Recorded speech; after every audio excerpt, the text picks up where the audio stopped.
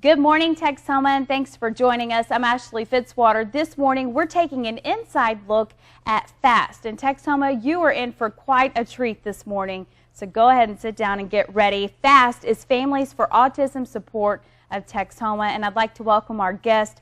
Joining me now is Michelle Hicks. She is the Vice President of FAST, and also Tiffany Humpert. She is the President of FAST. So, ladies, thank you both for being here this morning. Thank you so much for having us. Absolutely. Well, we are excited to really dive into this, and I think it's very interesting and it's exciting to know that there is a support system right here in our own backyard, and many families may not be aware of it. So we want to talk about it today and really what's all offered. Really just to focus here on moms and dads, families out there who are raising a child with autism. And each of you both in the same situation, right. And we're going to get to meet both of these amazing young boys coming up. So again, I told you you're in for a treat this morning, and that's still to come. But first, FAST. If we can just start by explaining the mission and really the goal of this support system. Okay. FAST stands for Families for Autism Support of Texoma, and we support families all in the Texoma area. And our mission statement is, we are dedicated to enriching the lives of individuals with autism and other developmental disabilities by promoting awareness and advocacy within the community. It was started by parents, for parents. It's been going for at least 7 years. We actually didn't start it. There were families in Texoma that started it, and we just kind of passed the torch as families move away. And we have grown our organization to hundreds now. So. Wow, that's impressive. So a lot of families right here that, did you, when you first maybe found out that your child was diagnosed with autism, I'm sure you felt alone, you felt scared. Were you surprised, Michelle, when you found out about this program and met all these other families? Well, yeah, there's a backstory to this. I was actually a teacher of children with autism. And one of my parents had been begging me to go to one of the FAST meetings. So one month, I finally said, okay, I'll go with you as your guest. And that's kind of how it started. Wow. From there, I was hooked and went to every meeting. And I'm a big believer in education. Education's the key. If you can empower someone, then you've empowered that person to, get the knowledge, go from there on their own, be an advocate for themselves. And that's why I think that the FAST is a very important group.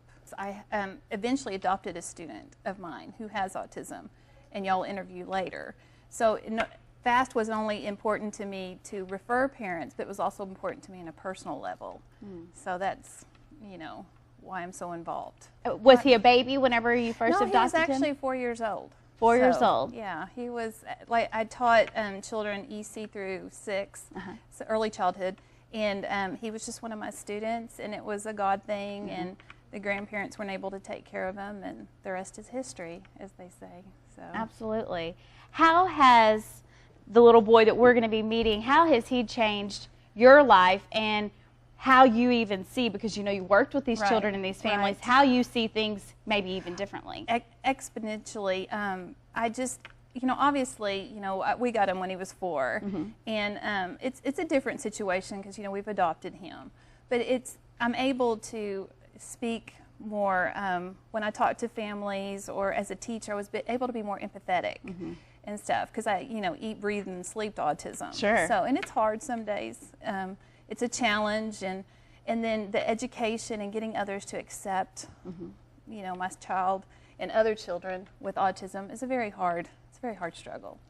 And I know one of the things that we're going to hear from Mason, and maybe even your son too, but you do hear that, maybe the bullying, right, and the kids picking on them, or they just don't understand maybe, why maybe they see them differently. So how do they overcome that, and does this group help? Is that the point of this, to help build up these children? Yeah. The thing is, it all goes back to what Michelle said about education.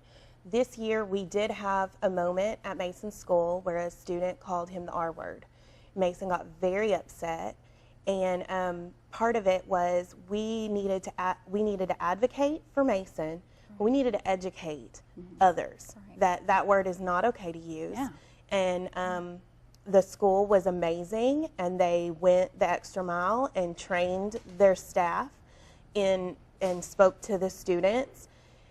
And it helped. It definitely helped. I think our group more than anything, we have ideas for other parents. No matter how strange the bullying is, or no matter how odd your situation is, we have a solution. But between all of us, when you put your heads together, we just have so much support and education for others.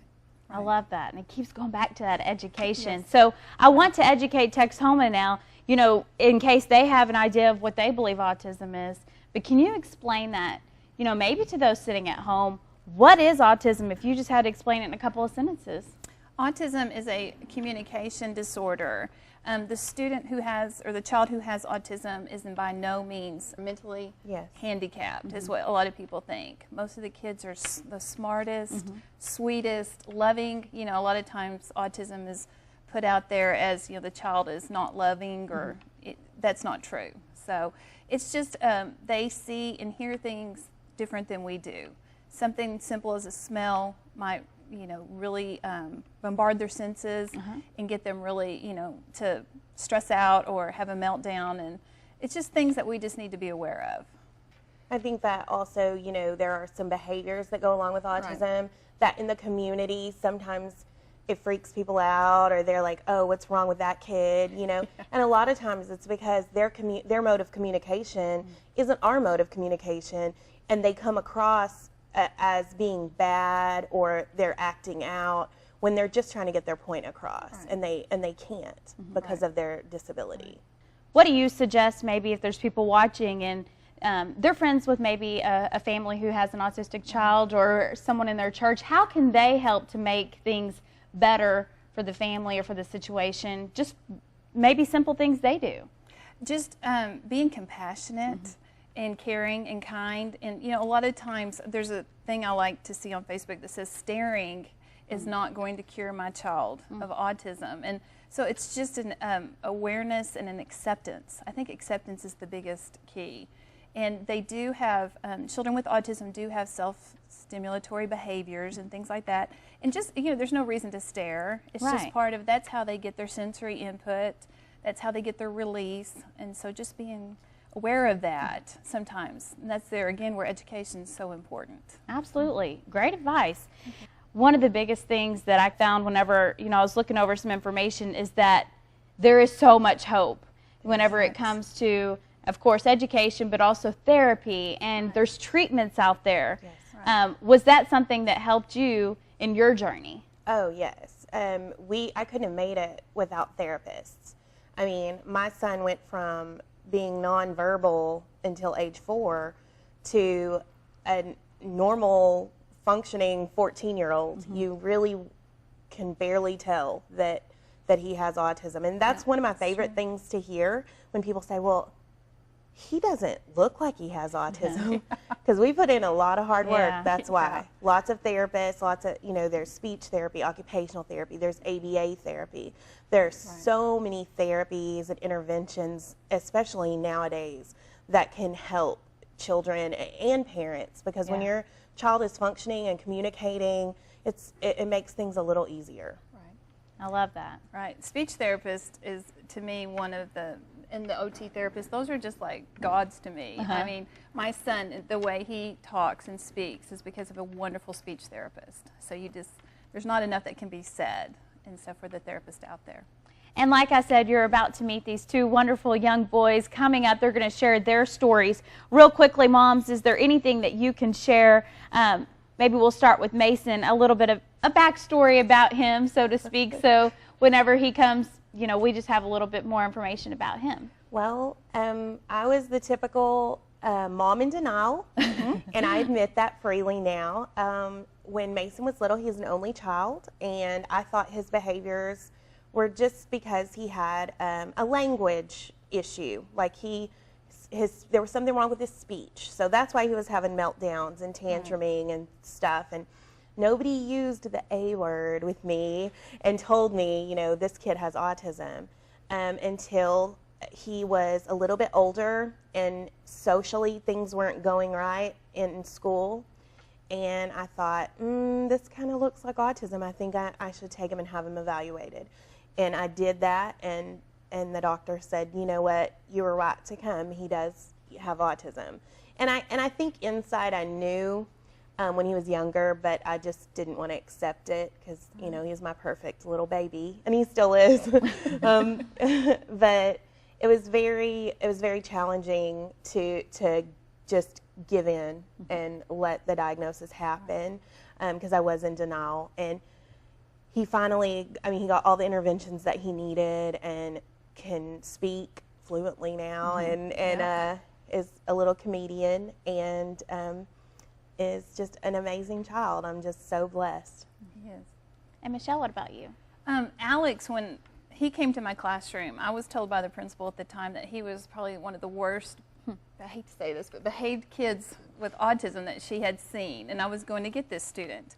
Well, now he's 11 years old, and he's mainstreamed at the same school and doing wonderful. And he's got supportive teachers and therapists and friends, and it's just amazing and stuff to see where he's come. And just like Tiffany said, a lot of times people will say, well, he doesn't look autistic, or, you know, when they first meet him, they don't realize that he has autism, but he sure does, and he knows it, and he's aware of it, and that's part of the education and acceptance. Do you think both of your boys' stories, though, can help others? Because, you know, I mean, what a sense of hope for a parent who's maybe just now getting that diagnosis and thinking, my child can't speak. Are they ever going to say, I love you, or any of these words? And then to have these two young boys who, again, you're about to meet, come up here and speak so eloquently, you know, like you were saying, how they're just so friendly, and, you know, it's just, you wouldn't know. So a sense of hope, I guess, for others. And that's the beauty of our group, I think, because every child with autism that you meet is different. Yeah. They all have different personalities. They all have different levels of functioning. Right. And you may meet a mom that their child went from point A to point B, and it's so hopeful and it's so amazing. And that's what our group is here for, is to provide that hope and to show people that there is hope, and it's going to be okay. Yeah. And then, as the saying goes, if you meet one child with autism, you've met one child with autism. And I think that's the message, that each child is unique and special, and that's how we need to look at them. So. Absolutely. Each child's their own. Yes. So. Right. Well, we have so much more to get to. We're also going to take a look at some of those signs in case you may be wondering, and also more on FAST. And they have events once a month for families to come out. They just had a fun event. I know you've seen some video of that out there at the park, and they have much more coming up. We're going to go over some of those dates for you as well, so you can mark them down. Plus, we're going to meet Mason and Alex. So don't go anywhere. We will be right back with much more.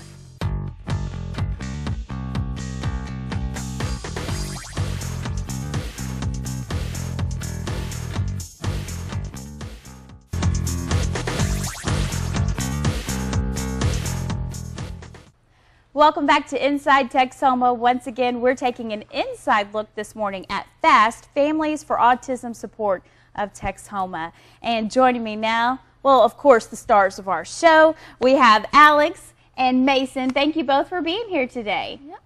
We're glad we're here. Oh, absolutely. Now, Alex, you're 11 years old, and you're going to be in the 5th grade, right? Yes. So I know you're excited. It's summertime right now, so we won't talk too much about school.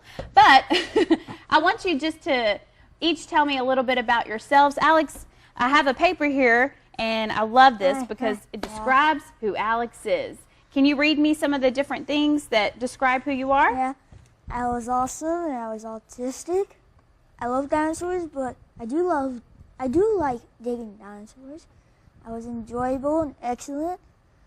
And I was extra nice and extra smart. Of course you're extra nice and extra smart. I love it, Alex. This is great. Yes. And we also want to meet Mason. And Mason, you are 14 and you're entering high school. Going to be a freshman, right? Yep. 9th grade. 9th grade. Well, My mom's crying already. Crying already, of course. Getting ready for the graduation. It'll be here before you know it. Now, Yep. Mason, what would you like to do whenever you graduate from high school? You're going to go to college, or what do you want to be? Yeah, I'm going to go to college, and then I'll just look for some jobs. But mostly the job I want is just photography. Photography? Like Yeah. taking pictures? Yeah, like newspaper. Work for the newspaper. Absolutely. Hey, maybe you can work for the news and you can help run some of our cameras, right? Yeah. That would be pretty cool. Well, you have a lot of time, of course. That's good news to figure it out. And we just want to kind of get into this morning a little bit more about each of you. And, you know, if I had to ask you what the word autistic means to each of you, can you explain what that word means? We'll start with you, Alex. What does autism mean? Like you just have a mechanical behavior. Mechanical behavior. And what about you, Mason? I think it's sort of a learning disability because sometimes it's kind of hard for kids to answer questions usually in class, and that's happened to me a lot of times. And just like, and sometimes it's kind of hard to study, but you know, we get past it, of course. Absolutely. And there's a group that each of you, I know a pretty cool group called FAST, right? That each of you are part of, and you get together with your family, and you meet a lot of friends, I understand, in this group. Tell me some of the different things you guys do when you get together. You just went to the park recently, right? Yes. What'd you do out at the park? Well, I was looking at some ducks and goose, and I went on a merry-go-round. And the merry-go-round. Did you go exploring? Because I know you like digging for dinosaurs and stuff. Did you get to dig at all? There is no dinosaurs there. No dinosaurs out at Oscar Park, huh? Well, you'll have to let us know when you go on your next dig. That's pretty cool. I have a little boy who likes dinosaurs too. Now, what about you, Mason? What are some of your favorite activities that you get to do with FAST? When it's usually the FAST swim party, which is coming up at like July, I usually just swim, but like I help my mom because she usually needs help with stuff. Have you met any friends through FAST? Any new buddies? Yes. I think I met a lot of best friends. Have you ever had anyone maybe say anything to you that was hurtful because they found out that you had autism?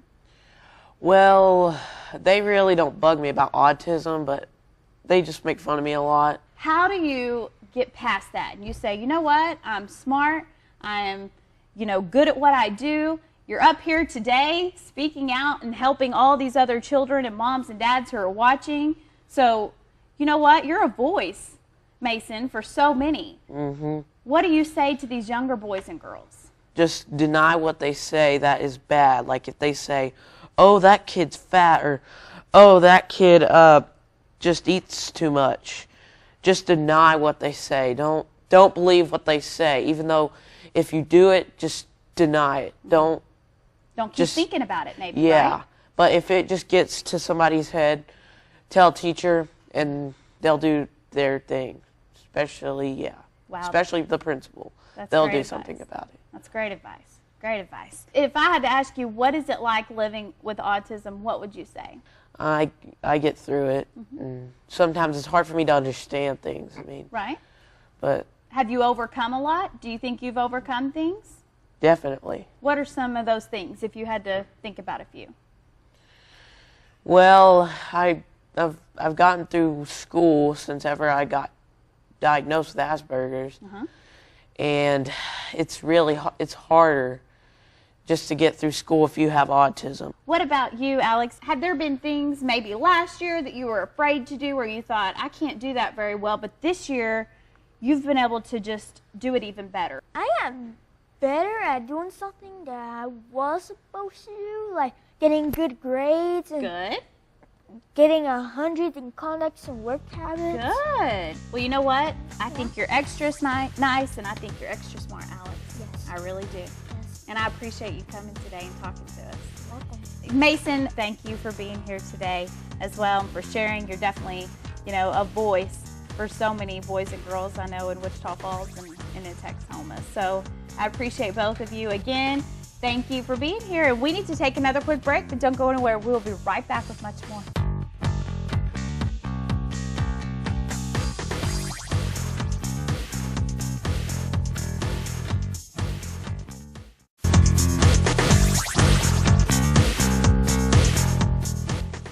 Welcome back to Inside Texoma. Once again, we're taking an inside look at FAST, Families for Autism Support of Texoma. And first of all, I just want to say thank you for allowing each of your children to get up here and share their stories. And what a joy it was to meet both of them. So again, welcome. we appreciate it. And I know, I've said it over and over, but what a voice for other children in our community. And I'm sure, an inspiration and a hope Right. to so many. Right. We want to now move on to some of those signs that we told everyone about. Right. If they're, maybe concerned or they just don't know, maybe they have a younger one. What are some of those signs that you need to start looking for? Well, first of all, what they would need to look at is if the child's hitting their milestone. Talking, walking, movement, eye contact, self-stimulatory behaviors, those kind of things. But mostly it's just the limited communication and milestones for a child. Is there a certain age, because I know, you hear, Right. well, every child is at their own pace, That's there true. could be some That's true. children. Is there a certain age that they wait to maybe diagnose? Yeah, that's why they have early childhood. Okay. Which they put it under NCEC, non-categorical early childhood. It's a kind of a pre-diagnosis or pre-label to autism, because a lot of times they just want to see if the students or child's going to meet their milestones at Sure. a later date. 'Cause some kids do progress slower, but usually by the age of 6, they can definitively say whether a child has autism Okay. or not. So. And if you believe maybe your child falls into meets those criteria, what's the next step? I mean, who do you contact? Your pediatrician? I would definitely call your pediatrician first and foremost. They have the tools and they can do the diagnosis and see if there's any other underlying things that may be causing the child not to talk or walk or things like that. So. And then after that is where FAST comes into play, Right. correct? And Correct. Tiffany, what do people need to do? Just give you guys a call? Is there a phone number? I know you have a great website. We do have a website and we have a Facebook. So if you find us, if you just search Families for Autism Support of Texoma, you can get right on that Facebook and post, and you can read other parents' posts, and some of them are questions, and you can get advice out there. The website has all of our meeting information as well as the Facebook site. We're an email away, almost all of us, or a Facebook post away.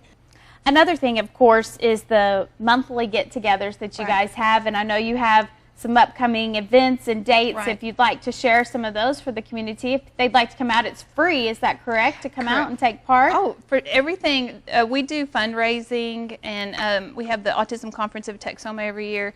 So what we do with the money is when we have events that we provide to the families at no charge.